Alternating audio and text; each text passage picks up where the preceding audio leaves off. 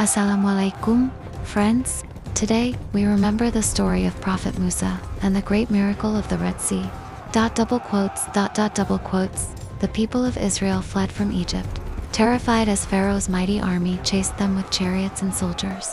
When they reached the sea, fear gripped their hearts. In front of them was the endless water, and behind them was Pharaoh's wrath. But Prophet Musa stood firm, holding his staff, trusting completely in Allah.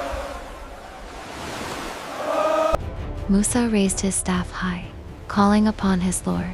Then came the command of Allah. The waters of the Red Sea roared, and before their eyes, the sea split apart. Towering walls of water rose on both sides, and a dry path appeared across the seabed. The people gasped in awe, their hearts trembling as they realized they were witnessing a miracle beyond imagination. With every step onto the seabed, faith filled their souls, for this was the undeniable power of Allah's will. The children of Israel crossed safely, walking between the walls of water with hope and relief in their eyes. But when Pharaoh and his soldiers rushed in after them, Allah's command came again.